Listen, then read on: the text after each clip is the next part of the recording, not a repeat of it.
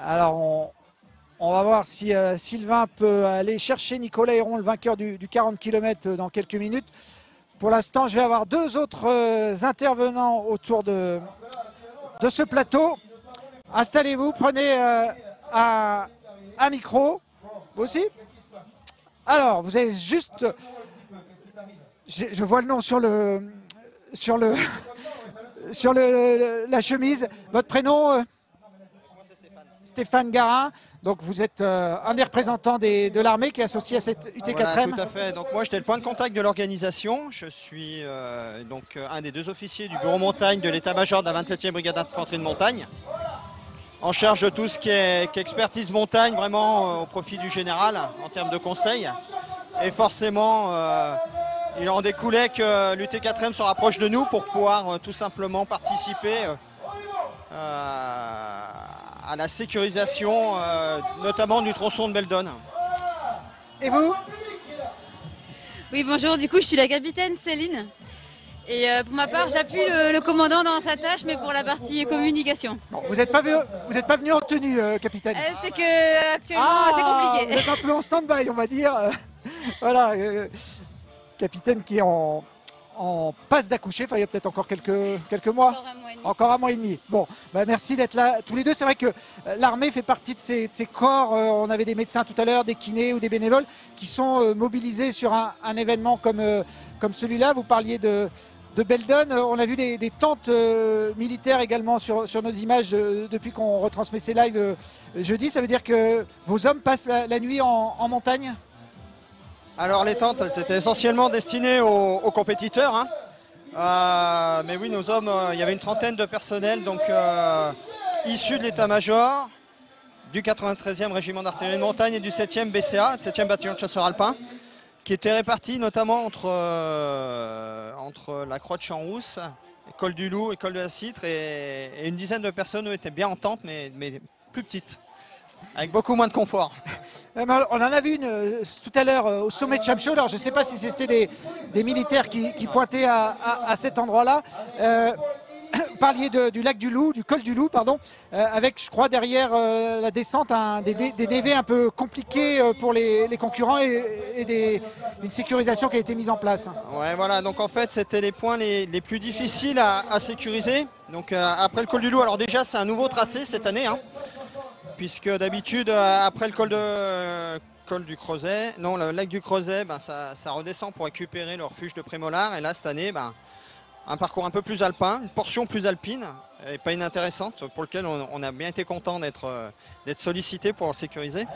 Donc juste après le col du Loup, effectivement, on a cette descente dans un évé qui a nécessité un travail de terrassement, tout simplement, qui a débuté lundi pour laisser aussi un peu le temps, avec la pluie, le climat, les 3-4 jours, de pouvoir travailler un peu plus la neige, pour faire en sorte que ce parcours qui nécessite en temps normal peut-être une main courante, de pouvoir être vaché avec un baudrier, le rendre plus accessible pour des trailers. Et enfin, deux autres secteurs, vraiment juste avant le col de la Citre, sur 150 mètres, où là il y a quand même eu un gros travail, notamment de mise en place d'un équipement de passage, hein, une via corda tout simplement, avec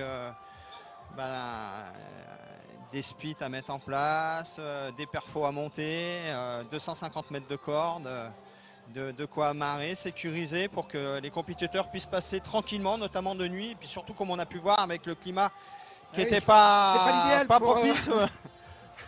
Alors pour les températures, ça devait être bien, mais pas pour l'humidité.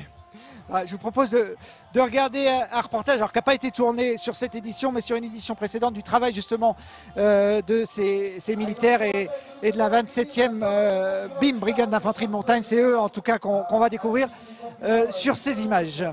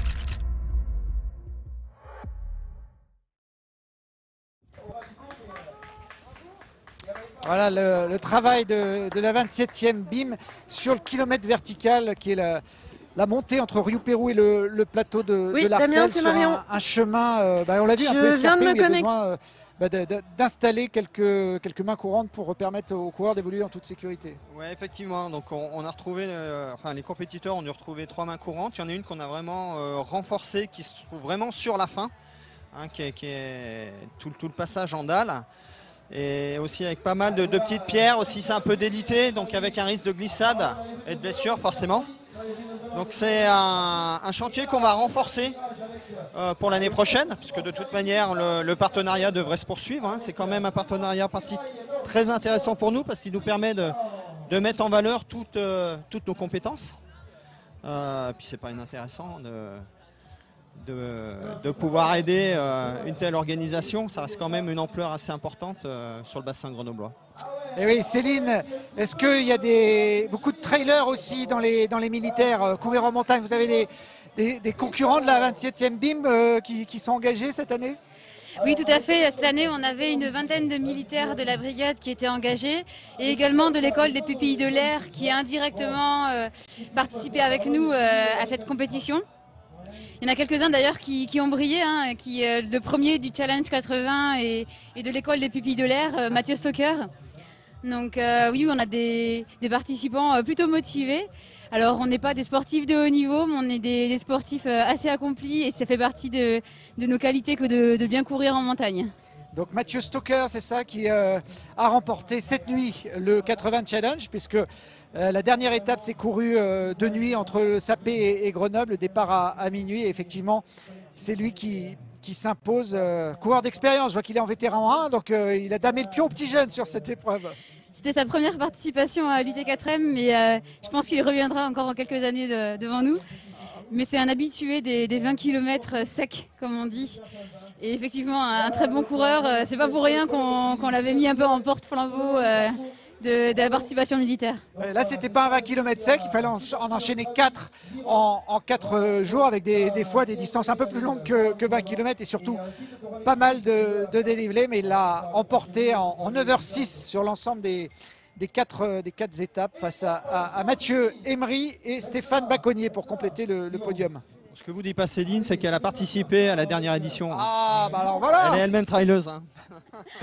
En 2018, donc. En 2018, sur le 4x40, tout à fait. Ah oui, alors, carrément, sur le challenge dont on a accueilli tout à l'heure les lauréats masculins. D'ailleurs, les féminines sont encore en course. On les attend d'ici une petite demi-heure. D'ailleurs, je crois qu'une des premières féminines, c'est Céline Finas, qui était avec moi sur la course en 2018 aussi. D'accord. Céline qui effectivement est le leader, et elle devrait normalement s'imposer à Grenoble. Elle était en tête de course encore sur cette 4e étape. Vous avez terminé à quelle place alors en 2018? J'étais 6e féminine. Bravo. Merci. Le 160 Challenge. C'est vrai que cette année, c'était peut-être pas la bonne année pour s'aligner sur la ligne de départ.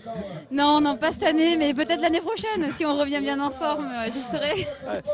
On n'a pas encore le classement femme enceinte, mais ceci dit, Aurélien Collet, qui termine 3e de 160 km, était avec sa compagne qui a accouché il y a 8 mois et qui est revenu et qui a fait 2 podiums aujourd'hui, hier dans Beldon et jeudi dans le Vercors. Donc on peut retrouver un très bon niveau quelques mois après un accouchement. Alors oui, on peut s'en donner les moyens, effectivement, c'est un beau challenge. Et effectivement, on a vu Aurélien Collet sur la course, il était stupéfiant, il volait, comme on dit. Donc c'est super aussi pour sa femme, félicitations à elle. Et Aurélien, qui aurait sportivement, logiquement dû s'imposer. Il s'est perdu dans le massif de Beldon hier à la descente, justement après le col du Loup. Mais il l'a confessé, c'est lui qui a fait l'erreur. Le balisage était bon, mais il est parti à gauche alors qu'il fallait partir à droite. Et malheureusement, il a mis 24 minutes avant de réaliser qu'il ne voyait plus de balises, il ne voyait plus de bénévoles, il ne voyait plus rien. Et bon, donc il est remonté, mais il a perdu pratiquement 1 heure sur l'étape, ce qui fait qu'il termine finalement 3e du classement général, même s'il a dominé le début de course, puisqu'il avait remporté la première et la 2e étape, et qu'il se dirigeait vers un 3e succès consécutif, puisqu'il avait remporté 2016 et 2017 lors de ses 2 premières participations. Bon, on suivra avec attention 2022 pour voir si Céline progresse encore sur le terrain. Stéphane, vous, non, T4M, 160 Challenge Pourquoi pas, peut-être dans 2-3 ans. Non, moi, ma discipline de prédiction, c'est le parapente, notamment le Hike and Fly, et je rentre de la X-Alp, la Red Bull X-Alp. Donc, Vous y avez participé? je suis participé, ouais. Ah oui, donc ça aussi c'est du gros morceau, hein, pour ceux qui ne connaissent pas ce formule de course. Il faut relier, traverser toutes les Alpes, hein, ça se termine sur la Côte d'Azur avec un parapente et des chaussures de trail, et en gros on monte au sommet des Voilà, donc des le montagnes. déplacement se fait soit en volant, soit à pied, mais à pied on se doit de porter le matériel de vol tout simplement. Voilà, donc là moi j'assistais notamment Damien Lacaze, hein, qui est un des pilotes du Pôle France, hein. On avait 5 pilotes du Pôle France. Damien qui est un des rares parapentistes à avoir volé à plus de 8000 mètres d'altitude avec Antoine Girard. Ouais, au Spantic, tout à fait, ouais. Et que j'ai eu le plaisir d'accueillir dans d'autres émissions. Il y a une course similaire à Saint-Hilaire-du-Touvet au mois de juin normalement. Normalement, ouais, elle devrait avoir lieu l'année prochaine. On espère. Saint-Hilaire Tour qui, sur le même format, propose aux parapentistes de se tester aussi en trail, et format bien sympa. Merci en tout cas à tous les deux, bonne continuation, et puis on espère que les autres militaires dans la course arriveront à bon port aujourd'hui sur la ligne d'arrivée. Merci à vous.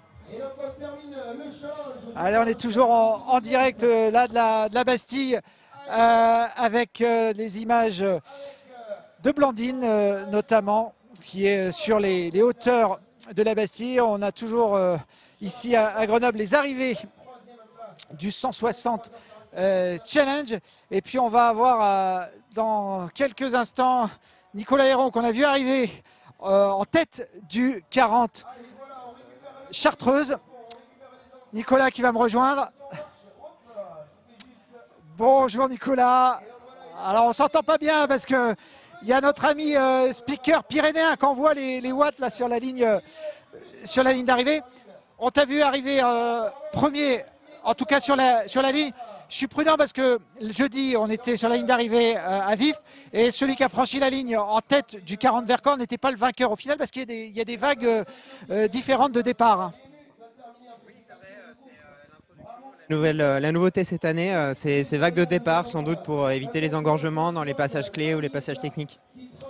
Toi, tu étais parti dans la première vague ce matin? Ouais, je suis passé avec la première vague du 40 km, sachant qu'il y avait eu 3 vagues avant du challenge. Donc c'est la 4e vague en tout. Alors, je suis en train de regarder, effectivement. Il y a Antoine Marietta qui pourrait passer devant, qui était en 4h18 à la Bastille. Toi, tu as fait 4h22 à Grenoble. Ça paraît peu probable de mettre 4 minutes pour descendre de la Bastille. Oui, d'autant qu'on implante le chemin, le sentier, qui est finalement assez long à descendre, même quand on court très vite. Alors, plus la partie dans la ville qui est aussi pas très courte. On le voit là en direct, ces images de la Bastille. C'était le plan juste avant. Là, on est sur Chamchaude, sur la montée de Chamchaude. Tu as mis 2 heures, je crois, pour aller de Saint-Nazaire jusqu'au point le point sommital de Chamchaude. J'ai aucune référence de temps, donc tu me l'apprends. Eh ben oui, je te confirme. Je l'ai regardé en me disant wow.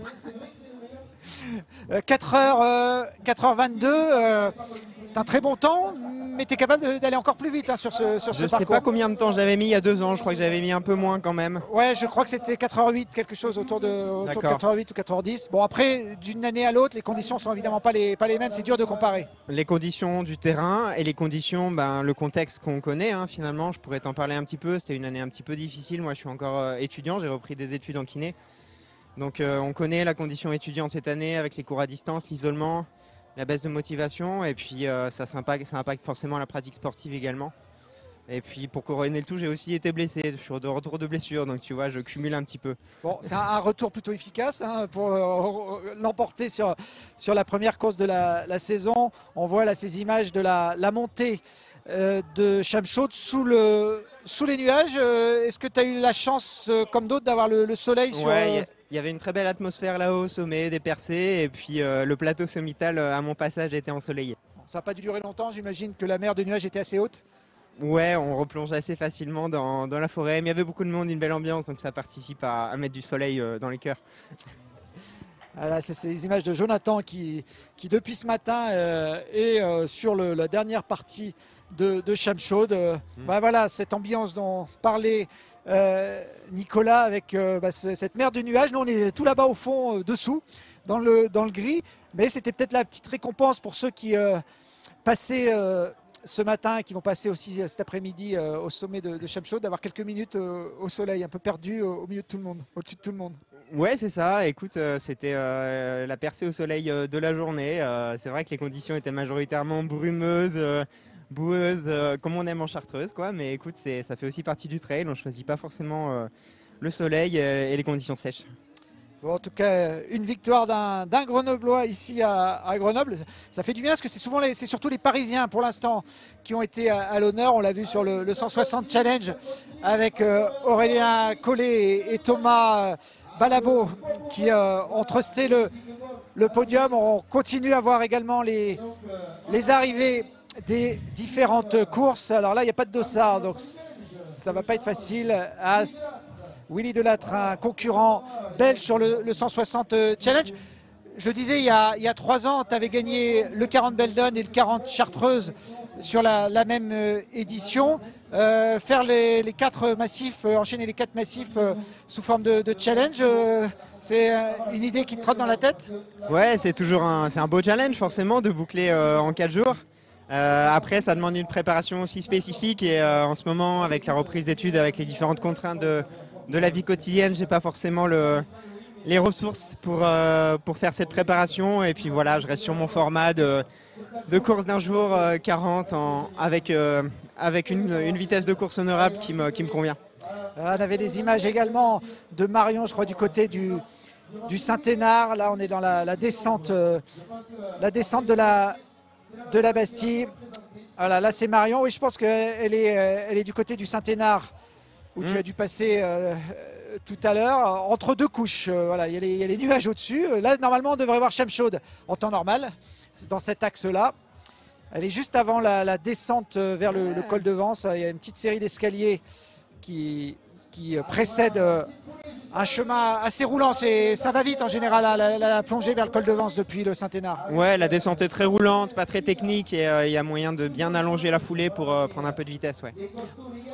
On a eu beaucoup de chutes sur les premières étapes parce que le terrain était très glissant. Ça donnait quoi aujourd'hui en Chartreuse? C'était le cas, malheureusement. Quelques jours, ça suffit pas à faire sécher la Chartreuse, hein, comme tu le sais peut-être.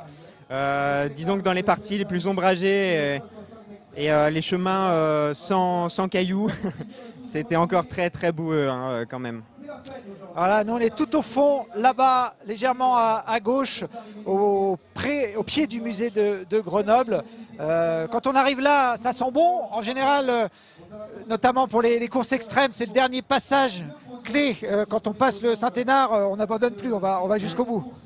Ouais, mais tu sais, dans les courses, même sur mon format de 40 km, quand tu te regardes la prochaine montagne au loin, ça peut être un peu décourageant. Ils font fonctionner par petits buts en fait, la prochaine montée. Alors quand tu as la connaissance du terrain, ça aide d'autant plus. Mais voilà, tu te motives à courir parfois jusqu'au prochain arbre, à relancer un petit peu. Ça fonctionne aussi comme ça. Et finalement, quand tu fixes des trop gros buts, ça peut être un peu délétère pour la motivation. Et puis on a souvent les ravitaillements aussi en tête comme ça, comme objectif secondaire. Là, il y en a un d'ailleurs au col de Vence. Quand on gagne un 40 km comme tu viens de faire en un peu plus de 4 heures, on prend le temps de s'arrêter au ravitaillement ou on est complètement autonome? Voilà, je ne pourrais pas être autonome par exemple sur l'eau. Donc moi je suis autonome sur l'alimentation. Mais sur l'eau, j'ai besoin de recharger. Et là, j'ai pris pratiquement 500 ml à chaque ravitaillement, plus 500 ml à la Bastille. Malgré les conditions un peu couvertes, il faut penser à s'hydrater, tu vois, parce que sinon, on peut aller à la faute ou à la crampe assez rapidement. C'est des fois plus important même de boire que de manger. Même sur des distances de 40, ça commence à piocher dans les réserves, donc il faut remettre un peu d'énergie au fur et à mesure. Il faut se connaître, alors il faut connaître les ressources qui sont assimilables pour soi, qui ne provoquent pas de troubles digestifs. Moi, je peux vous donner un petit truc. Moi, ce que j'utilise, c'est le miel de sapin des Vosges de mes parents que je dilue un petit peu. Et ça marche extrêmement bien chez moi, donc j'ai pas de raison de changer ou d'acheter quelque chose. J'ai une gourde de miel de 500 ml entière. Ah, t'as une gourde de miel, c'est ça? Parce que je me demandais comment tu fais, t'as le pot de miel dans le sac. Et moi, je ne supporte pas de manger solide, ça ne fonctionne pas. Je peux pas fonctionner à plein régime et manger solide. Donc j'ai ma gourde de miel, j'ai ma gourde d'eau, je recharge de l'eau à chaque ravitaillement et ça me suffit. Et je m'arrête très peu. Une bonne idée pour ceux qui n'ont pas encore trouvé la formule magique pour les ravitaillements, le miel. Des Vosges, évidemment. Des Vosges, et puis wow, un autre miel fonctionne, mais un bon miel de producteur, aidez-les, ils ont beaucoup de difficultés en ce moment. Voilà, achetez-leur du bon miel. Voilà, alors que là, on est toujours avec les images de Marion au sommet du Saint-Hénard. Les dossards jaunes, c'est ceux qui sont engagés dans la même course que vous, Nicolas. On voit que le rythme est différent. Là, on est sur le milieu du peloton. Ils seront à Grenoble d'ici 1h30 à peu près, pour ceux qui passent à cet endroit-là maintenant. Tu sais, il n'y a pas de mauvais rythme et j'ai envie de t'amener sur un autre sujet. On va échanger un peu les rôles. Allons-y. Bon, moi, je ne vais pas être très bon au kiné, mais bon. Non, mais justement, c'est relatif à ça. Le trail, c'est une discipline magnifique, mais qui est fortement pourvoyeuse de blessures également. Et là, je m'adresse à tous ceux qui sont un peu blessés, qui n'ont pas pu courir. Prenez le temps de vous rééduquer, allez voir le médecin, les kinés, et faites une reprise vraiment progressive, parce que ça peut être vraiment délétère sur le long terme. Je suis blessé en ce moment. Je ne sais pas si tu étais au courant, je pense qu'il n'était pas au courant, mais voilà, j'ai mon attelle, ma béquille, et malheureusement, je me suis blessé en préparant le marathon du Mont Blanc, tu vois, qui était prévu, enfin qui a eu lieu d'ailleurs, ils l'ont fait sans moi quand même, le début juillet. Ouais, ils ont osé, je leur ai dit attendez, je suis blessé, vous ne pouvez pas faire la course, et bah si, ils ont quand même donné le départ. Il paraît qu'il y avait des coureurs qui venaient du monde entier, ils ne pouvaient pas annuler, bon bah voilà, tant pis. C'est une entorse de cheville donc. Voilà, une entorse de cheville avec un petit arrachement qui m'oblige non pas à faire comme j'aime chaque année, courir une des étapes de l'UT4M, mais ça m'a permis de contribuer autrement à l'édition 2021. Eh bien, figure-toi que mon mémoire de fin d'études en tant que kiné se portera probablement sur les critères de retour au sport chez le trailer pour les entorses de cheville. Donc, eh ben, écoute, voilà. si tu cherches un cobaye, donc voilà. Mais effectivement, c'était bien senti de ta part d'assister sur les blessures. On avait il y a quelques minutes Yann Guterman qui est un jeune, il a 21 ans, qui termine deuxième au général du 160 Challenge. Alors, je ne sais pas si c'est un bon exemple à montrer dans les écoles de kiné, comme on dit, mais Yann s'est fait une entorse dès le premier jour en descendant le massif du Vercors. Il a passé la ligne en boitant et on avait annoncé, moi comme les autres concurrents, que ce serait difficile pour lui de poursuivre sur les 3 autres étapes. Il a strappé, il a serré les dents et puis il finit en étant performant ici à Grenoble après 3 étapes avec une entorse. Voilà, ça se passe au cas par cas. Je pense que des gens qui ont un gros volume d'entraînement, une grosse expérience, avec une petite tête technique, ça peut passer. Mais par rapport aux gens qu'on voyait tout à l'heure, un petit peu à l'arrêt, je te disais, il n'y a pas de faux rythme. Il faut aller à son rythme, il ne faut pas dépasser les capacités physiologiques et de résistance de ces tissus, sinon c'est là qu'on va à la faute. Et dès que vous avez une interruption de plus de 3 jours en fait, dans vos entraînements, vos activités habituelles, consultez, faites une vraie rééducation, ça vaut le coup et vous récupérerez plus vite. Alors Nicolas, reste avec moi, on va accueillir un autre trailer de cette UT4M 2021. Eric Piolle, bonjour. Bonjour. Alors Eric Piolle qui a eu le temps de changer de tenue. Ouais. Nicolas vient de gagner le 40 Chartreuse, donc on l'a pris au vol en 4h18, c'est ça Nicolas? J'ai plus le 4h22. Ouais. Voilà, oui, c'est vrai que c'est moi qui t'avais donné le temps. On attend les premières féminines du 160 Challenge et on a le plaisir d'avoir le maire de Grenoble, alors qui vient aujourd'hui en tant que maire de Grenoble accueillir les lauréats de cette édition 2021, mais qui a mouillé la chemise, mouillé le maillot hier au départ du 40 Beldon. Oui, très sympa. C'est la première fois que je faisais une course de ma vie, moi, donc c'était une expérience nouvelle. J'avais promis ça à mon frangin il y a 2 ans. Bon, pour faire la course de l'année dernière qui a été reportée avec le Covid. Et donc, on a tenu notre petit défi et on est arrivé ensemble à Saint-Nazaire-les-Aisnes hier soir. Alors, on a fait un peu plus de temps que lui, à peu près 3 fois plus. Oui, mais il était sur la Chartreuse, Nicolas. La Chartreuse, ça aurait été plus facile, ça aurait été ça la différence. Par contre, il a gagné le 40 Beldon en 2018 lors de la dernière édition de l'UT4M.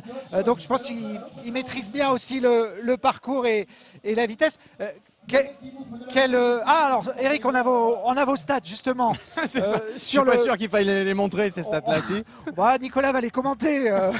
12h30 je crois à peu près pour. C'est ça, 3 fois plus que lui quoi. Ouais, après, comme je disais, voilà, il n'y a pas de mauvais rythme, il y a son rythme, mais il faut respecter les temps de progression aussi en tant que futur kiné, c'est important de le mentionner.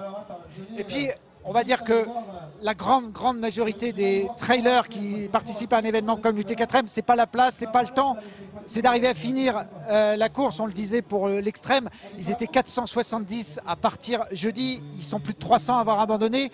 Un tiers seulement des concurrents du départ passeront la ligne. Et même sur des maratrails, il y a un taux d'abandon qui n'est pas négligeable. Oui, là encore, il faut investiguer sur la préparation, sur tous les avant-courses, en fait, toutes les phases d'avant-course. Et il faut vraiment prendre le temps d'être progressif dans les entraînements et pas se fixer des objectifs trop ambitieux alors qu'on commence seulement le trail. Même si des amis courent une course, si ce n'est pas son kilométrage, il ne faut pas forcément les suivre. Il faut être respectueux de sa progression. Et puis moi je dirais qu'il y a peut-être encore plus de mérite. Je sais de quoi je parle. Pour les amateurs qui vont passer 40 ou 50 heures sur le parcours que pour les athlètes de haut niveau comme toi, Nicolas, qui vont courir 2 ou 3 fois moins longtemps, donc qui seront moins fatigués forcément à l'arrivée et qui pourront être au chaud plus vite. Donc c'est vrai que on le voit là, notamment avec ces arrivées, avec Céline Finas, voilà, qui est la première du 160 Challenge. Céline qui a remporté toutes les étapes depuis jeudi et qui aujourd'hui termine deuxième de cette étape, mais qui va remporter ce 160 Challenge. Je vais vous donner le temps de Céline sur cette dernière épreuve. Céline Finas qui est une coureuse aguerrie et qui a terminé deuxième de l'échappée belle en 2020 et qui remporte donc ce 160 Challenge. C'est Anne-Laure Roux qui est passée en tête sur la liste. Voilà, vous le voyez sur ces tableaux de passage. C'est Anne-Laure Roux qui remporte l'étape aujourd'hui à Grenoble, mais c'est Céline Finas qui, au cumul des 4 jours de course, sera la lauréate de ce 160 Challenge. Céline Finas qui est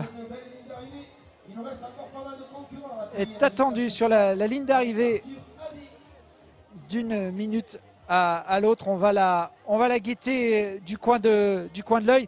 Je disais, Eric Piolle, qu'on a plus de mérite, nous, les trailers amateurs, qui passons des heures et des heures, alors que les champions, en 4 heures, c'est bouclé. 12h30, j'ai pensé à un moment, je suivais du coin de l'œil pendant le live d'hier, votre évolution, évidemment, sur le parcours de Beldon. À un moment, je me suis dit, il va lâcher l'affaire. Ah bon, non, ça il n'en était jamais question. Après, je voulais le faire avec mon frère. Lui, il s'est mis au trail il y a quelques années. Et donc, c'était ça qui était important. Donc, c'est vrai que je l'ai attendu. Plus ça allait, je me demandais, lui, il avait déjà fait Vercors 2 jours avant dans la boule.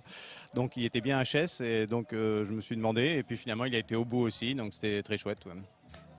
C'était pas la meilleure année pour parcourir le massif de Beldon, pour le panorama en tout cas. Pour la vue, ouais, on avait l'impression qu'ils avaient vidé les lacs.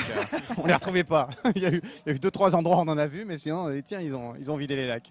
Non, mais c'était quand même sympa. Et puis du coup, après, c'était agréable de courir avec la température. Niveau température, je pense que c'était assez idéal. Enfin, moi, j'y connais rien, mais là, on était bien. Il faisait pas trop chaud, pas trop froid. Enfin, bon, même les 3000 mètres de dénivelé positif sont passés comme une lettre à la poste. Et donc ça, c'est agréable. Après, bon, la descente. Elle est longue. La descente, c'est long. C'est long. Et le plat derrière. Et le plat, les 6 bornes de plat entre Villarbonneau et Saint-Nazaire-les-Aisnes, c'est très long. Mais heureusement, j'ai été rejoint par un copain qui a fait cette section-là avec moi. Bien qu'il était en jean, il était vachement plus frais que moi. Et donc, j'ai passé cette fin, mais on a mis plus d'1 heure pour faire la dernière section. Donc là, on y allait vraiment tranquillou, quoi. Alors, on croit quand on arrive au Versou que c'est fini, mais non, il y a cette traversée de la vallée du Grésivaudan. Bon, Nico Héron, surtout qu'on a déjà fait 40 km, donc en fait, quand on se dit 40 km Beldon, nous on aurait dit ça y est, on est arrivé Villarbonneau, on a fait les 40, on s'arrête. Et non, il faut aller jusqu'à Saint-Nazaire. Elle est très très dure cette traversée, c'est 6 ou 7 km en plein soleil, c'est pour finir une course, c'est difficile. Hier dans le 160 Challenge, ils se sont tirés la bourse sur cette partie-là parce que c'était serré et ils sont arrivés complètement liquéfiés, la tête de course à Saint-Nazaire, quasiment au sprint. Ils étaient 4 en une petite minute. Eric Piolle, est-ce que ça vous a donné envie de vous lancer un peu plus sérieusement, on va dire, dans la discipline? Non. Bon, déjà, moi, je cours pas, hein, donc oui, je cours 2-3 fois. Donc la dernière fois que j'ai fait un footing, c'était à Noël. Je crois que vous n'aimez pas trop en plus la course à pied. Non, parce que sur le béton, j'ai toujours l'impression que ça va m'abîmer les genoux, qu'après je pourrais plus jouer au tennis. Non, je cours pas. Et donc là, j'avais pas couru depuis Noël. Je fais un peu de vélo d'appartement le matin, et puis je fais après des sports de raquettes ou de balles. Et là, ça manque de balles et de ballons. Après, j'ai plaisir à faire de la montagne. Et j'ai trouvé l'ambiance très chouette. C'est la première fois que je faisais une course de ma vie. Et honnêtement, j'ai trouvé que l'ambiance est quand même porteuse, sympathique, c'est très agréable. Comment ça va aujourd'hui au niveau courbature? J'ai pas de courbature, ah ouais. Ça c'est bien. Je sens un peu mon genou, je pense que sur le pont de l'autoroute, à 1 km de l'arrivée, j'ai senti que j'avais une petite faiblesse au genou droit, donc je sens un peu mon genou droit. Et voilà, je me suis mis de l'argile, mais normalement je dois pouvoir repartir frais comme un gardon. Bon, l'analyse du trailer et futur kiné, Nicolas Héron, pas de courbature après 12 heures d'effort dans Beldon, quand on a pas forcément l'habitude de ce type de course. Ça veut dire quoi? Il a le potentiel, Eric Piolle? C'est pas forcément la journée après course qui est la plus délétère. Et les courbatures, c'est 24-72 heures. Donc attendons encore un peu. On verra demain. Voilà. Si je marche comme un poteau au Festival d'Avignon, je saurais que c'est lié à ça. Ouais. Et puis pourquoi pas se relancer dans un entraînement plus pour refaire. Non, j'aime. Voilà, je fais beaucoup de montagne, mais je fais de la montagne. Voilà, ça marche ludique, ouais, ça marche aussi. Mais j'ai trouvé ça sympa. Voilà. Allez, on a Anne-Laure Roux, la première féminine de cette étape. On va l'écouter, là, sa réaction à chaud.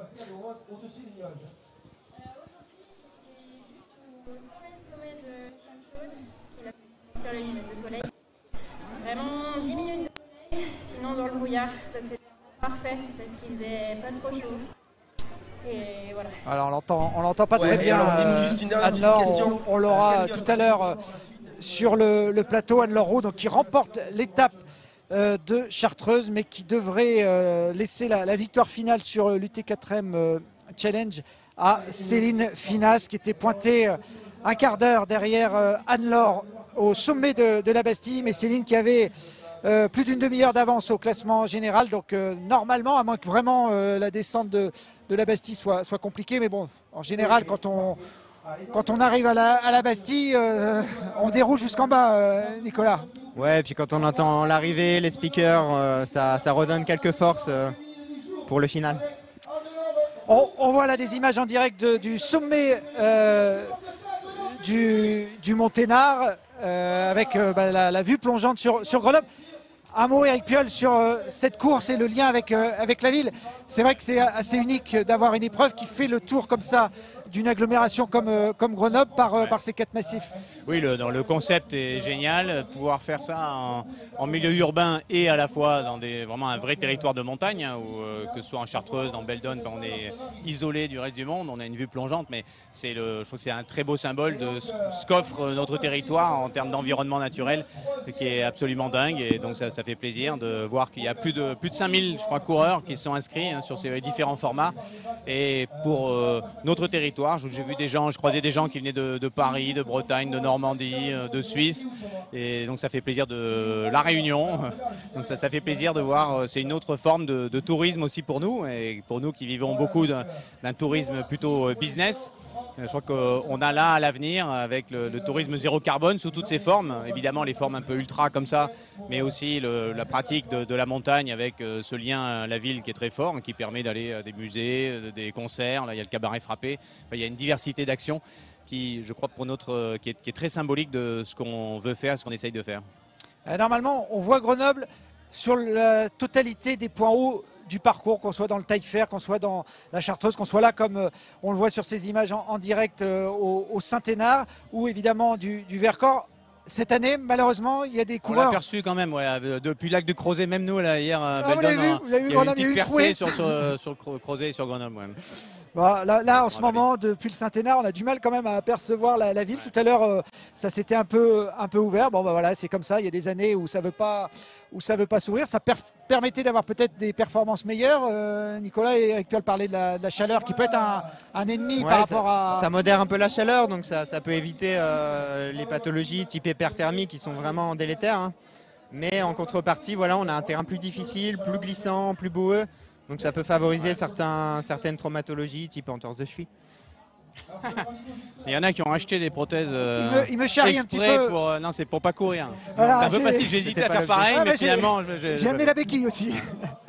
Voilà, ça c'était les images il y a quelques dizaines de minutes où effectivement il y avait la trouée qui permettait de voir la ville et le parcours, on le devine, hein, tout autour de Grenoble depuis le départ de jeudi.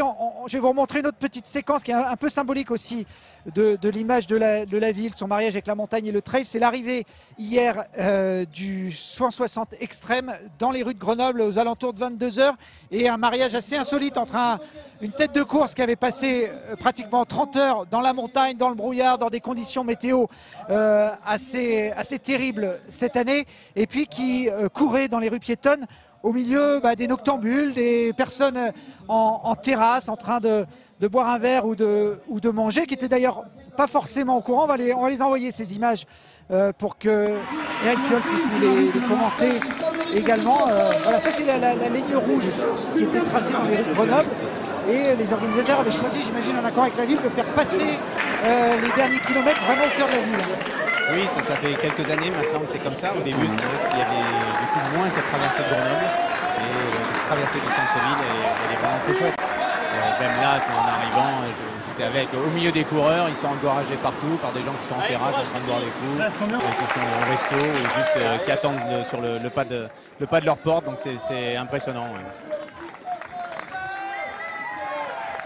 Ah là, on est dans l'hypercentre à côté de la place aux herbes, voilà, si ma mémoire est bonne. Tout à fait. J'y suis passé il n'y a pas très longtemps, donc la mémoire est bonne. Mais avec voilà, les personnes attablées en terrasse qui applaudissent. Je ne sais pas s'ils avaient réalisé exactement l'ampleur de ce que venaient faire ces coureurs. Ils voient que c'est quelque chose de dur. Après, ils ne mesurent pas forcément le dur entre le 40 et le 160, mais c'est dur. Là, on suit Maël Prigent, donc, qui va remporter dans quelques instants le 160 extrême après pratiquement plus de 29 heures de course. Je pense que même pour les coureurs, ça doit apporter quelque chose de particulier de se retrouver en milieu urbain comme ça pour les derniers hectomètres. Ouais, puis ça donne des ailes. Alors on est encouragé de partout et finalement, même si ça rallonge de quelques centaines de mètres l'arrivée, ça participe aussi à la fête. Oui, parce que quand on connaît la ville, quand on arrive en bas de la Bastille, dans le quartier Saint-Laurent, la casemate, il suffit d'aller tout droit pour arriver ici. C'est ça. Donc on peut se demander qu'est-ce qu'ils font à nous faire le tour, mais ça vaut le coup et puis ça permet aussi aux supporters, à la famille qui cette année n'ont malheureusement pas accès à la ligne d'arrivée. On vient de voir le vainqueur qui a été obligé de lâcher la main de ses enfants. C'est un peu dur, mais c'est la règle sanitaire qui est imposée aux organisateurs. Ça leur permet quand même d'avoir leur petit bain de foule avant d'arriver ici devant le musée de Grenoble. Voilà pour ce petit clin d'œil aux rues de Grenoble. Et puis ça nous permet de saluer une nouvelle fois Maël Prigent. Il vient du Nord, il vient du plat pays et il remporte un ultra à 12 000 mètres de dénivelé. Comme quoi on peut trouver des techniques d'entraînement même quand on est dans des endroits qui ne sont pas forcément adaptés. Ouais, tout à fait. Je salue aussi justement les méthodes de ces personnes qui font aussi souvent des week-ends dans les Alpes, en montagne et qui font beaucoup de déplacements pour leur passion et je salue sa victoire. Et ouais, c'est venu d'un peu partout, Eric Piolle le disait, même si cette année il y a eu une participation étrangère moins importante à cause de la crise sanitaire, on a eu quand même des Allemands, des Belges, pas mal de Belges qui sont venus participer à l'UT4M, des Anglais, et c'est un produit touristique en tant que tel aujourd'hui, une épreuve comme celle-là. Oui, surtout qu'il y a beaucoup de ces coureurs qui viennent en famille, donc c'est aussi l'occasion. En fait, ils viennent là, mais ils vont passer quelques jours ici, donc ça joue aussi, ouais. Bon, puis la bonne nouvelle, c'est que comme ils sont venus cette année, mais qu'ils n'ont rien vu, eh ben, ils vont revenir. Voilà, en général, quand on a fait un ultra, on se dit bon je vais aller en faire un ailleurs, mais là il y a un côté, il faut revenir pour découvrir le vrai paysage. Je trouve que c'est ce qui caractérise l'UT4M, c'est un événement festif, populaire, multiformat pour tous les coureurs. Et tout le monde peut participer à la fête, que ce soit en tant que coureur ou spectateur. et Eric Piolle, vous aurez peut-être autre chose à faire l'année prochaine au mois de juillet, on ne sait jamais. Mais si jamais vous aviez un petit créneau, faire la Chartreuse symboliquement pour venir finir ici l'édition 2022, ce sera la 10e, non? Non, a priori, non. Voilà, j'étais content de le faire, j'étais content d'accompagner mon frangin, mais je suis pas sûr que je vais développer une compétence trail particulière. Bon, J'ai plus de chances de me croiser en montagne tout court ou dans des voies d'escalade ou l'hiver, mais là sur les trails, mais je suis content de l'avoir fait. Voilà. Voilà, nous on est content de vous avoir suivi aussi d'un coin du regard. Il n'y a pas beaucoup de maires de grandes villes de France qui se lancent dans des défis comme celui-là, traverser le massif de... J'avais fait la Bastille, la prise de la Bastille en métro vélo, mais c'est plus court. Ouais, j'allais dire que bon, c'est bien aussi, c'est bien, mais c'est pas le même effort, c'est pas la même durée. Vous avez pu en tout cas sentir en 12 heures et quelques ce que ça peut représenter pour ceux qui vont faire le travail des bénévoles, parce que le marquage est absolument incroyable. Hein. Jamais à un moment on se demande où on va. Et donc ce marquage et tous ces bénévoles qui passent des dizaines d'heures là à attendre les coureurs, les ravitaux, enfin tout ça, on mesure aussi l'engagement et toute l'organisation qu'il y a derrière. Ouais, c'est un véritable engagement parce que quand on est bénévole sur une épreuve qui dure 1 heure, bon voilà, on donne un peu de son temps. Quand on est bénévole sur l'UT4M, il faut être prêt à sacrifier 2-3 jours pour certains, voire 4 pour ceux qui font la totale depuis jeudi, et dans des conditions qui ne sont pas toujours évidentes. On voit là les bénévoles qui sont au sommet du Saint-Hénard, ils passent la journée dans le brouillard et un peu dans le froid. C'est ça. D'ailleurs, j'en profite pour glisser. Je serai aussi bénévole étudiant kiné cet après-midi pour les coureurs. Donc si vous arrivez quelque chose, si vous voulez vous faire masser, récupérer, j'ai une douleur qui vient. venez avec plaisir et on vous accueillera. Voilà, on a le maire de Grenoble qui a un petit problème au genou, donc Nicolas Héron, qui va enlever le dossard et qui va remettre la chasuble de bénévoles. On avait également chez nous Jonathan qui était au sommet de Chamchaude. On voit encore sa caméra tout à l'heure pour nous donner des images en live, et qui a couru lui le 20 km nocturne à minuit au Sapé cette nuit. Donc il faut être aussi polyvalent pour l'UT4M. Et je vais me lever pour l'arrivée, mais bon, finalement j'avais un copain qui a fini 3e là. 3e du Stéphane Baconnier, du 4x20. Du 80 Challenge, Stéphane Baconnier qui est le directeur de Red Light à Saint-Pierre-de-Chartreuse. Mais finalement, la motivation nous a manqué. Il faut, même pour les supporters, il faut être motivé parce que les arrivées sont difficiles à prévoir. Il nous a doublé hier comme une flèche. Là, elles sont difficiles à prévoir, et Stéphane Baconnier, effectivement, qui a terminé 3e du 80 Challenge, qui a été remporté par un militaire des pupilles de l'air, Mathieu Stocker, qui a remporté cette épreuve, qui était une nouvelle épreuve sur l'UT4M. C'est la première année qu'on pouvait faire les 4 massifs en demi-étape. Ouais, ça donne des formats plus courts, donc des vitesses aussi plus élevées. Et puis des originalités avec des départs nocturnes, c'est bienvenu pour diversifier encore les formats. Allez, on a eu l'arrivée en parallèle de Céline Finas ici à Grenoble. Céline qui termine 2e de l'étape de Chartreuse, mais qui remporte le 160 Challenge. Céline, on va la découvrir là dans quelques instants. Là voilà Céline qui nous a accompagnés depuis jeudi, qui a remporté les étapes du Vercors, du Taillefer, de Beldon, qui termine 2e aujourd'hui de la Chartreuse, mais qui remporte le classement général. Céline qui avait terminé 5e du Challenge en 2018, 4e en 2017, et donc qui l'emporte cette année, qui a terminé également 2e de l'Échappée Belle en 2020. Donc elle a déjà des sacrées références. Nicolas Héron, toi qui connais bien les 2 courses. Je la connais, et puis je l'ai massée hier, on a discuté un petit peu. Effectivement, en plus elle vient de Paris, donc une autre coureuse exceptionnelle qui fait beaucoup de voyages en montagne pour venir s'entraîner. Là, les Parisiens, c'est ce que je disais, ont un peu trusté les podiums, même si on avait des beaux représentants de Grenoble en tête de course et en queue de course. Eric Piolle, vous avez fini autour de la 350e place, je crois, sur le Beldon. Je n'ai pas regardé. Je vous donnerai votre classement exact un petit peu plus tard. Et puis on accueillera Céline, je pense, dans quelques minutes pour avoir aussi une voix féminine. Merci merci beaucoup. À tous les deux. Merci. Bravo aussi. On vous souhaite, Nicolas, on te souhaite une bonne saison. Il y a d'autres objectifs, d'autres courses qui sont prévues là dans les mois qui viennent? Non, l'année a vraiment été dure en tant qu'étudiant. Là, j'ai besoin de souffler. Je venais ici sans prétention, revoir du monde, reprendre contact avec les amis. La victoire est une surprise. Après, je verrai au fil de l'eau, mais se reposer d'abord cet été. Bon, victoire surprise, mais moi quand j'avais vu ton nom au départ, je m'attendais quand même à ce que tu sois sur le podium. Vous vous retrouverez tout à l'heure pour le podium et la remise des récompenses. Nous, on va poursuivre encore ce live quelques minutes, au moins le temps d'accueillir Céline Finas sur ce plateau. Et puis si vous voulez venir encourager les arrivées, il y en a jusqu'à 19h ce soir. La barrière horaire fermera à 19h et je peux vous garantir que ceux qui arriveront vers 17-18h, ils auront besoin des encouragements de tout le monde.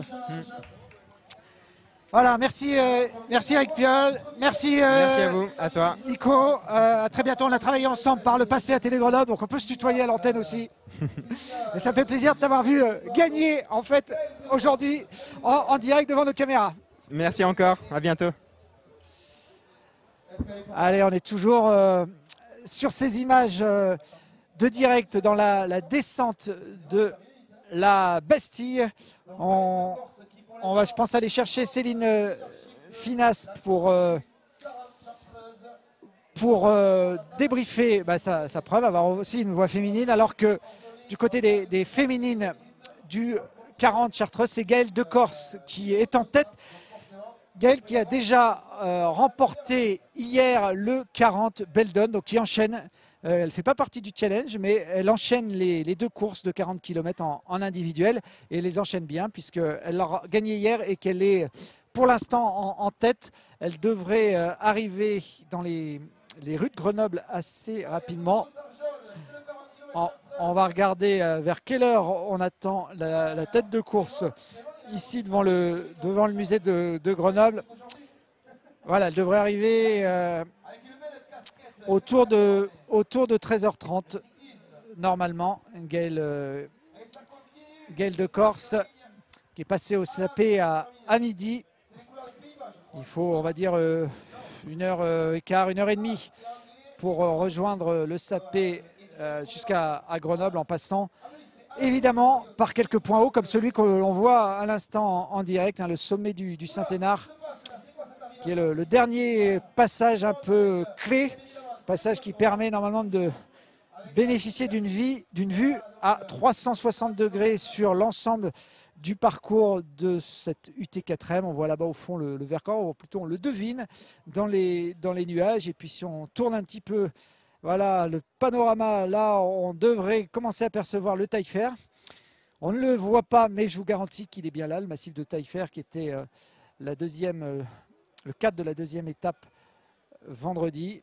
Et puis en tournant encore un tout petit peu vers la gauche, on arrive sur le massif de Beldon, qui était un massif épique hier avec des belles bagarres. Et puis ce retournement de situation dans le 160 Challenge, puisque Aurélien Collet s'est trompé dans la dernière descente, est parti à gauche alors qu'il fallait aller à droite. Et pourtant, vous les voyez, ces petits fanions rouges qui balisent le parcours. Ils sont très nombreux, répartis toutes les 30 ou 50 mètres. Mais quand on joue la gagne, quand on court très vite, eh bien on peut passer à côté et ensuite mettre un petit peu de temps à réaliser qu'on a quitté la bonne voie. Allez, on va accueillir les féminines maintenant de ce 160 Challenge. Et Anne-Laure Roux, que l'on a vu il y a quelques minutes, remporter cette étape de la Chartreuse. Bienvenue Anne-Laure. Merci, bonjour. Bravo. Céline Finas va nous rejoindre également. Restez là toutes les deux puisque vous êtes tiré la bourre sur cette dernière épreuve. Approchez approchez-vous de moi Anne-Laure, qu'on s'entende un peu mieux. Il y a Robin, notre ami speaker des Pyrénées, qui envoie il envoie du volume. Donc c'est vous qui remportez cette dernière étape du T4M Challenge 160. Ça veut dire que vous avez bien récupéré les trois précédentes étapes. Je suis partie très tranquille les 2 premiers jours, bien en gestion.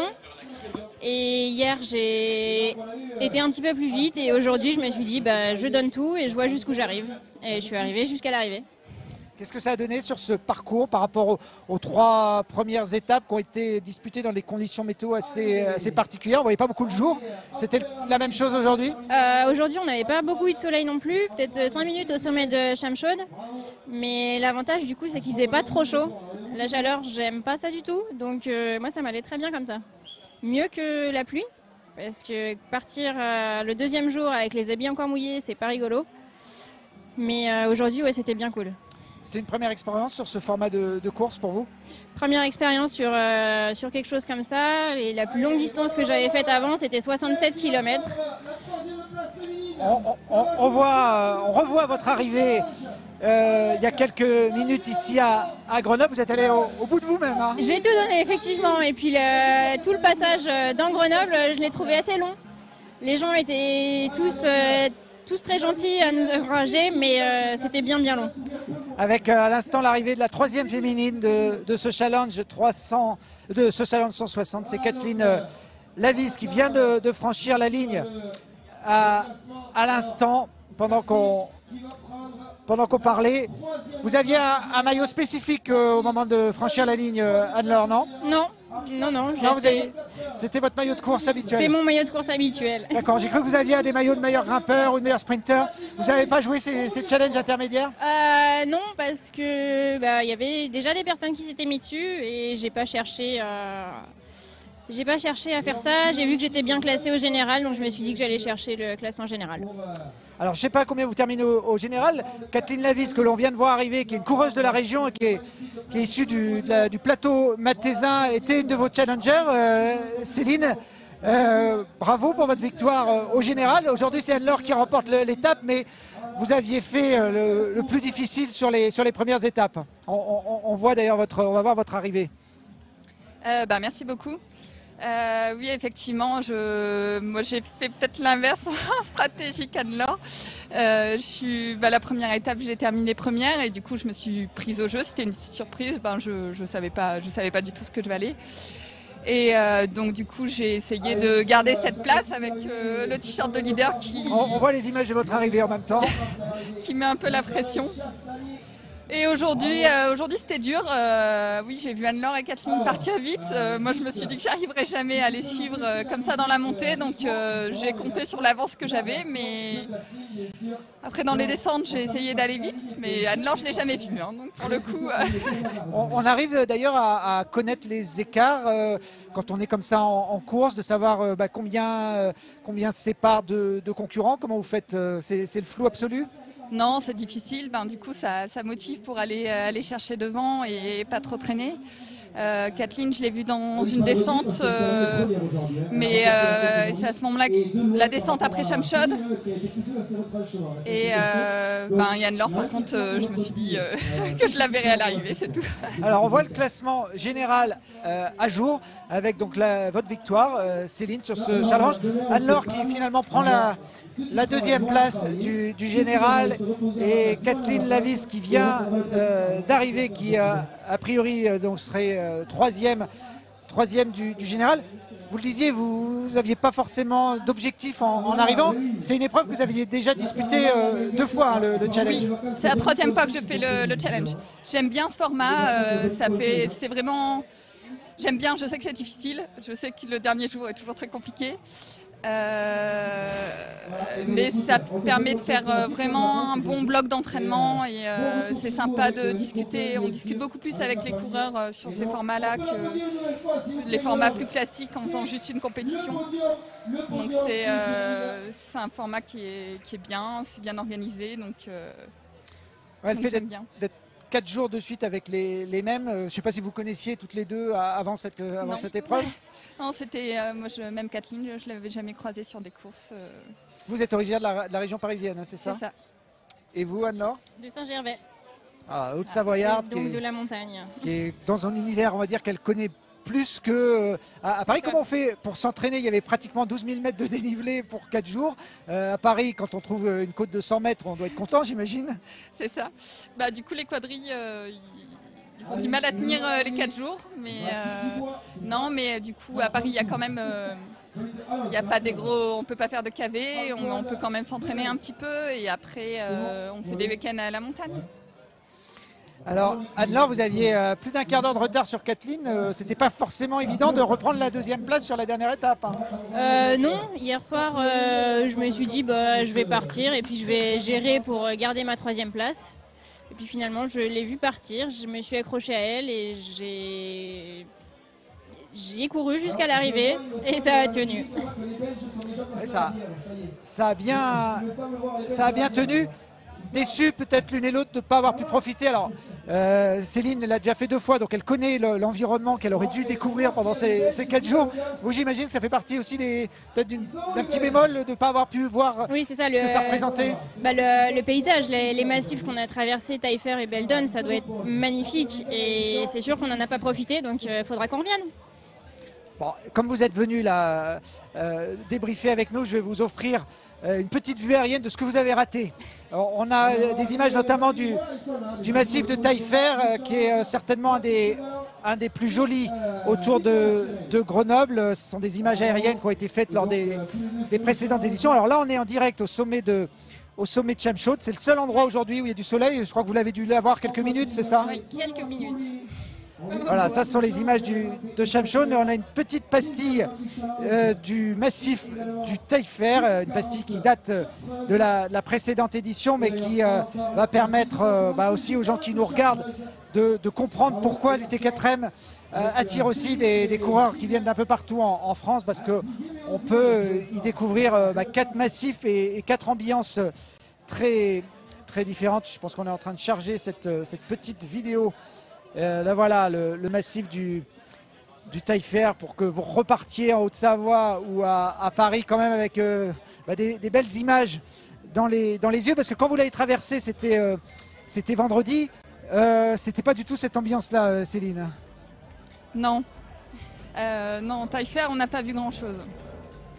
À Beldon on a pu voir un petit peu les paysages, mais c'est vrai que Taillefer on a eu du brouillard tout le temps, c'était même difficile de voir les fanions. Donc malheureusement on n'a pas pu vraiment profiter du paysage les 2 premiers jours. Ah là, les plateaux, il est là le Taillefer, on vient de le voir, le sommet qui donne son nom au massif, et ça ce sont les lacs sur le plateau au-dessus du Pourcelet avant de descendre sur Rio Pérou. Mais effectivement, si vous n'étiez pas les pieds dans l'eau, les lacs dans le brouillard, vous avez dû passer à travers. On a la même pour la Chartreuse, parce que c'était pareil aujourd'hui. La Chartreuse, à part les quelques minutes au sommet de Champ-Chaude, donc on peut envoyer les images de Chartreuse pendant qu'on continue de discuter avec le podium de ce 160 Challenge. Voilà la Chartreuse avec. Alors Champ-Chaude, c'était peut-être le seul moment où ça a été un petit peu découvert. Là on est à la brèche Roland au sommet de Champ-Chaude. Et le sapé qu'on voit très bien là en bas, qui sert de point de ravitaillement, mais qui aujourd'hui était évidemment sous les nuages.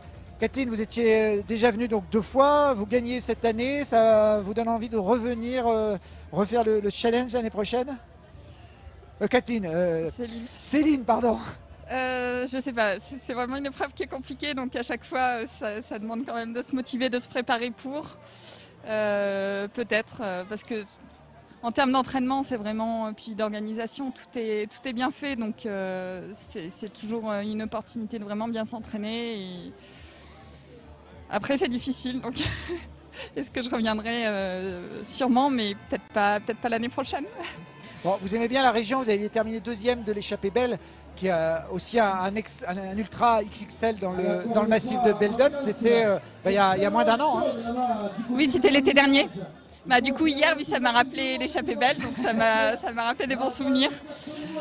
Oui, Beldon, c'est très joli, très technique. Et l'année dernière, ouais, c'était une grosse épreuve aussi, bien difficile, mais qui était sympa. Et hier, ça m'a rappelé justement exactement l'échappée belle. Il y a une partie du parcours qui est commun, notamment sur entre la croix de Chambous. Je pense qu'il a un petit peu changé par rapport aux premières fois par de l'UT4M. Aux premières années, voilà, vous montez plus au Grand Colomb, vous êtes allé au col du Loup, là où vous avez dû trouver des névés. Oui, exactement. Et donc du coup, on a emprunté un peu plus, je pense, le parcours de l'échappée belle que les premières années. Tout à fait, il était un peu plus en commun avec le parcours de l'échappée belle, notamment toute la partie au niveau du refuge de la Praque qui est empruntée par les deux courses. Même question, Anne-Laure, vous reviendrez défendre votre deuxième place? Je ne sais pas encore du tout ce que j'ai prévu de faire l'année prochaine, mais pourquoi pas. Combien de temps il faut pour se remettre d'une épreuve comme celle-là? Céline, vous l'avez déjà fait à 2 reprises. Tout à l'heure, j'avais Yann Guterman qui termine 2e du challenge. Et je lui demandais ce qu'il allait faire dans les prochains jours pour se reposer. Et il est inscrit le week-end prochain à la 6000D, qui est une autre grosse épreuve en Savoie. Donc on était tous un peu surpris. Vous, c'est quoi le programme là maintenant? Non, là je pense que j'ai besoin de me reposer. J'avais fait aussi le Lavaredo il y a 3 semaines. Donc je préfère me reposer un petit peu. Je fais la TDS fin août, donc je vais me reposer et après reprendre un peu les entraînements pour la TDS qui est une des épreuves de l'UTMB autour du Mont Blanc et qui là aussi est un gros morceau. On vous voit d'ailleurs en pleine forme à l'arrivée hier à Saint-Nazaire-les-Ems. Ah bah c'était juste l'arrivée parce que juste avant c'était pas tout à fait ça. En fait vous saviez qu'il y avait les caméras, donc vous êtes dit allez je vais me faire un petit sprint sur... Heureusement qu'il y avait les caméras pour booster un petit peu. Sur la dernière. Anne-Laure, vous êtes de là-bas, du Mont Blanc, les courses de l'UTMB, ça fait partie aussi du programme de la fin de l'été? Non, pas cette année. Cette année, ça sera la Grande Trace au Dévoluy. Une course aussi sur 2 jours et c'est en duo. Duo garçon, duo fille? On sera en duo mixte. Alors je suis en train, puisqu'on parle de l'UTMB, je suis en train de regarder le patron de l'UTMB, l'Ultra Trail du Mont Blanc, qui est devenu la référence mondiale des Ultra Trail, Michel Poletti, est aujourd'hui engagé dans la course du 40 Chartreuse. Il participe donc à l'épreuve grenobloise. Il est pour l'instant, il est passé à 12h36 au Sapé. Il va un peu moins vite que vous, Michel Poletti. 5h30 de course. On espérait l'avoir ici pour débriefer avec le grand patron du trail mondial sur ses impressions avec la découverte pour lui de l'UT4M. Mais bon, il risque de ne pas être là avant une bonne heure et demie, je pense, de course. Il est en train de monter, d'arriver sur les hauteurs du Saint-Hénard. Donc il faut encore au moins 1 heure pour redescendre à Grenoble. Vous parliez de duo mixte.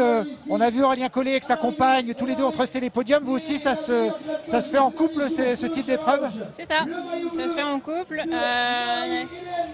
Mon conjoint a fait la course aussi, il a dû abandonner aujourd'hui à cause de problèmes aux pieds, mais c'est grâce à lui si je suis là aujourd'hui, parce que le 2e jour a été vraiment compliqué pour moi et si je ne l'avais pas retrouvé sur le parcours, je pense que je rendais mon dossard. Il a su vous motiver alors qu'on suit en direct l'arrivée de Marie-Hélène Posta qui elle a bien un maillot distinctif, le maillot de meilleure grimpeuse ou meilleur grimpeur qui fait partie des classements annexes de ce 160 Challenge. Il y a chaque jour 2 parties de l'itinéraire qui sont sélectionnées pour des chronos particuliers et on fait un classement à l'issue de ces sections.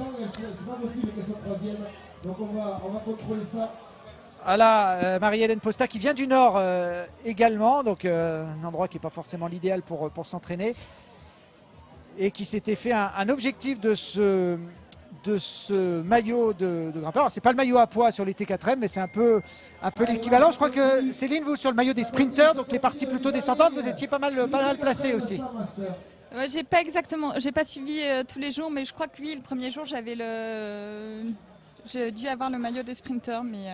Ouais, vous avez eu le maillot des sprinters. J'ai pas tout suivi. Ou des sprinteuses. Je regarde mes notes d'hier. Vous étiez encore en tête avec 7 minutes d'avance sur Anne-Laure Roux. Donc voilà, au dernier classement d'hier. Bon, c'est les infos qu'on m'a données, mais je ne sais pas si vous avez identifié les 2 sections de sprint aujourd'hui pour aller à fond. Non, pas du tout. Vous êtes allé régulièrement. Ouais. Bon. C'est ça, non, faut pas... Quand on joue le général, en général, il vaut mieux pas aller se cramer bêtement sur 10 ou 20 minutes de montée et puis après de finir à la ramasse derrière. Vous avez bien fait, alors qu'on le voit sur ces images, c'est en train de se lever un petit peu sur la ligne d'arrivée ici à Grenoble. Finalement, ceux qui ont pris leur temps auront peut-être eu raison. Ils auront peut-être un peu plus de soleil que les têtes de course qu'on a pu suivre depuis 10 heures ce matin. Alors on va peut-être passer sur la caméra de Blandine là, qui est dans les entrailles de la Bastille. Vous êtes passé vous aussi dans ces petits tunnels que connaissent bien les Grenoblois? On y est passé et moi je me suis dit que la frontale était utile à cet endroit-là parce qu'il y a un endroit où il faisait vraiment très nuit. Ah oui, ils ne sont pas éclairés, hein, ces petits tunnels, donc c'est pas très long, mais vous avez raison, quand on est comme ça en fin de course, j'imagine en plus que ceux qui sont passés de nuit, alors bon, ceux qui faisaient la course de nuit avaient les frontales obligatoires, donc ils ont dû les sortir à ce moment-là, mais ça fait partie aussi du charme de la Bastille. Je ne sais pas si toutes les deux vous connaissiez le site de Grenoble, notre Bastille, c'est un peu notre Mont Blanc à nous, Anne-Laure. C'est ça. Bah, moi, j'étais venue reconnaître justement l'étape de la Chartreuse. Donc en fait, je savais à quoi m'attendre. Bon, le parcours a un petit peu changé, mais je savais à quoi m'attendre. Donc j'étais déjà passée par la Bastille. Et je savais les petites marches qui nous attendaient à la fin. Ouais, vous saviez que vous auriez ces marches à descendre qui peuvent être un peu casse-pattes. Eh ben, merci en tout cas à toutes les deux Merci à vous d'être venues nous livrer vos impressions après cette belle victoire pour Céline Finas et puis cette victoire d'étape. C'est important aussi, c'est le principe de ces courses par étape. On joue la gagne au général, mais chaque jour on repart à zéro et on peut avoir un podium différent, ce qui est le cas aujourd'hui. On va voir si Kathleen Lavis maintient sa 3e place au général, mais je pense que oui, puisqu'elle était déjà à cette place-là, enfin elle était 2e après la 3e étape et qu'elle est quand même arrivée avant les autres prétendantes au podium. Donc on devrait avoir Céline Finas, Anne-Laure Roux en 2e position et Kathleen Lavis qui portera donc les couleurs de l'Isère sur le podium tout à l'heure. C'est à quelle heure? Sa couleur, voilà. C'est à quelle heure? Le podium, alors j'en suis pas sûr, mais ça doit être autour de 15h, je pense. 15h. Donc voilà. Okay. Merci, bon retour. Merci. En Haute-Savoie et à Paris pour Céline Finas. Alors on va suivre encore quelques instants les arrivées. Je ne sais pas si Sébastien Carrier, qui est le directeur de l'UT4M, peut me rejoindre pour clore ces 3 heures et quelques de direct. On voit Grenoble au soleil. On a également des caméras qui sont, vous le voyez là avec la caméra de Marion dans la descente sur Grenoble. Je pense que là on est dans la descente entre le Racher et la Bastille. Là on est sur les hauteurs entre la Bastille et Grenoble. Le passage qu'on évoquait à l'instant avec Anne-Laure et Céline. Hein, les coureurs, vous le voyez, vont rentrer dans le petit tunnel qui va être là, juste à sa gauche. Voilà, si l'image veut bien tenir jusque-là. Elle n'a pas voulu, mais faites-moi confiance. À gauche, ils rentrent dans un petit tunnel avec une série d'escaliers dans le noir. Et pour déboucher un peu plus bas et enchaîner avec les derniers virages de la Bastille.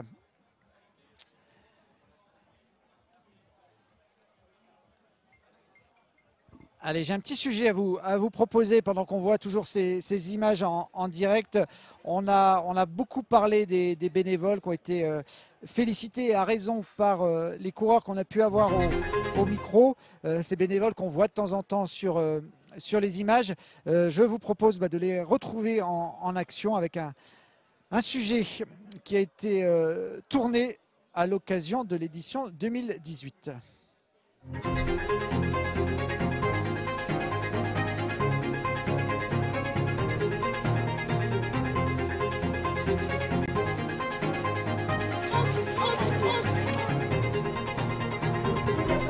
Ça continue, hein.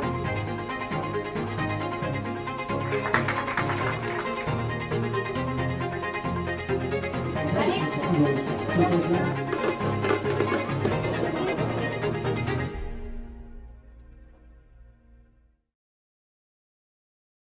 Voilà pour ce petit sujet sur les bénévoles qui sont également au PC course, qui se situe pas très loin de notre plateau, qui est un peu le centre névralgique de l'UT4M pendant 4 jours, un PC course que Blandine, qui est vraiment sur tous les flancs, va également nous faire découvrir avec quelques images qu'elle a tournées hier.